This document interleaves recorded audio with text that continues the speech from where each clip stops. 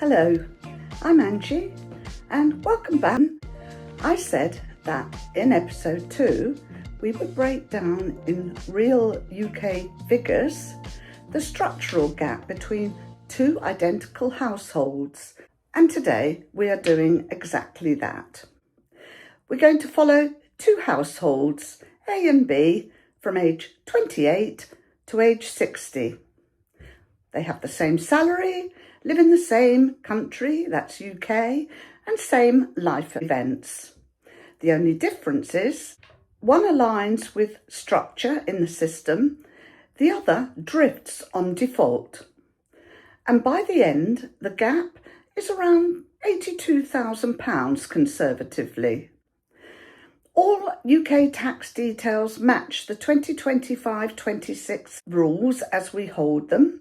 So the personal allowance is £12,570, basic rate 20% up to £50,270, higher rate is 40% above that, employee NI 8% main rate and 2% above higher rate, student loan plan 2 £27,295 at 9%.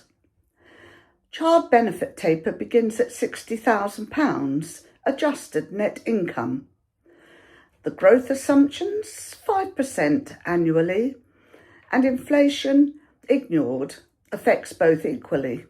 Please note, this content is for general information only and is not personal financial advice. Let's look at A and B's example in stage 1, where they're both 28 years old and both earn £28,000. Both have Plan 2 student loans. Step 1, income tax. We have £28,000, their income, less the personal allowance, which gives them £15,430 that is taxable at 20%. That gives us £3,086 tax. Step 2, their national insurance is approximately £1,200. In step 3, we see their student loan, £705 at 9%, £63. Structural moment, above £27,295, every £1 is reduced by 20% tax, 8% NI and 9% student loan. That's a total of 37%. And that means a £1 earned, 63 pence is kept. Now this is the first structural hinge. With household A, as I said, it's the default. That's minimum pension, no salary sacrifice. Household B undertakes a small structural move with a 5% salary sacrifice of £1,400 and thereby avoids paying £280 in tax, £112 NI and £126 student loan. Total saved is £518.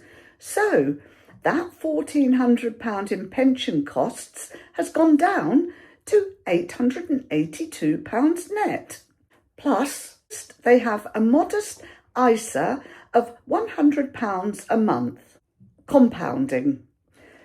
Even if B invests just £600 more per year overall, in 32 years at 5%, that's equivalent to approximately £41,000. Here's a mini recap. So at age 28, they have the same salary, same job, but because of marginal rates and salary sacrifice, the first structural gap has begun. Roughly 41,000 long-term impact from small annual differences. And we haven't touched higher rate tax yet. Let's move on to stage 2 at age 45. Now income is £60,000 each, and they both have 2 children. This is where the system becomes more layered. Step 1, with income tax, we have £60,000 less personal allowance. We see taxable amount is £47,430.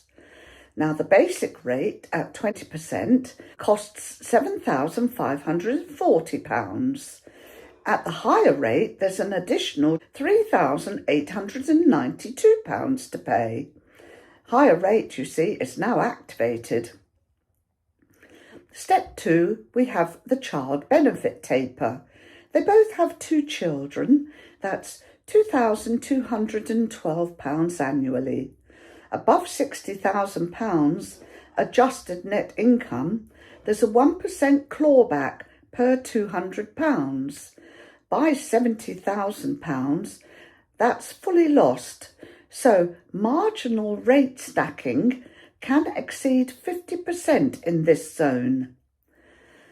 Let's look at household A, who earns £60,000 plus. No pension adjustment. Sits in the higher rate band, at risk of taper exposure. Household B contributes £8,000 towards pension. Adjusted net income is £52,000. The effects are they avoid higher rate on that slice, they avoid taper, so there's 40% tax relief on contribution, which 40% of £8,000 is £3,200 tax saved. A conservative annual structural advantage gives them approximately £2,500, which compounding again over, say, 15 years at 5% is £53,000. Okay, let's do a mini recap again. For stage 1, our household B created £41,000. At stage 2, household B added £53,000. We are now close to £94,000 potential structural divergence before retirement even begins. And this is still the same salary household. Let's look at our final stage today, which is age 60. Now we deal with the credibility question. A does not have zero pension. That would be unrealistic, I think. So we're going to say instead that A wakes up at age 46. And from 28 to 45, A stayed on the minimum, but at age 46, A increases pension saving to £5,000 per year. B continues at £10,000 per year, difference £5,000 annually, which over 14 years shows a £70,000 extra contributions by B. With growth, that becomes roughly £100,000 difference by age 60. Look at example pots at 60. Household A has approximately £360,000, but household B has approximately £480,000 to £500,000, not because of income, but because of timing and structure. Okay, so retirement sequencing, we have state pension of approximately £11,973, which is the 2025-26 full rate. Now household A withdraws £25,000 pension.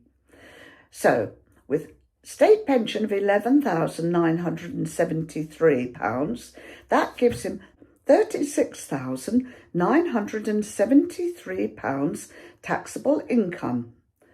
Tax applies above personal allowance, as we know. So over 20 years, inefficient sequencing can cost between £15,000 and £20,000. Now, household B uses ISA withdrawals strategically, and that helps him control his taxable income, which reduces lifetime tax leakage. Let's look at this mini recap again. So by age 60, we have stage 1 gap, stage 2 threshold stacking, stage 3 timing difference, and stage 3 sequencing control. And the structural gap settles conservatively in the £82,000 to £90,000 range. All things equal, the only difference was structure and timing. So how can household A still make headway? This matters. If you are 50 plus, you are not stuck. Look at lever 1, which is higher rate pension relief. With a £10,000 contribution at 40% tax relief, there's £4,000 saved. Net cost about £6,000. Time still compounds, you see. Lever 2 is ISA building, because ISA can be used to control tax later, not just savings. Lever 3 is being aware of thresholds. Here's another mini recap. Structure, you see, is not about being clever. It's about knowing where the thresholds are, where marginal rates stack, where compounding amplifies small differences. In episode 3, I think we need to examine the system itself. We've shown what structure does at household level. So, in detail in episode 3, we will examine why frozen tax thresholds widen gaps, how pension tax relief structurally benefits higher earners, how student loan stacking changes effective marginal rates, how benefit tapers amplify divergence, and how compounding locks it in over decades. It's never too late to understand this, so that's why I'm delivering this information to you, which I do hope is useful, and if it is, please do subscribe for my videos and share with someone who could well use this information. All that remains is for me to wish you a lovely day and goodbye for now.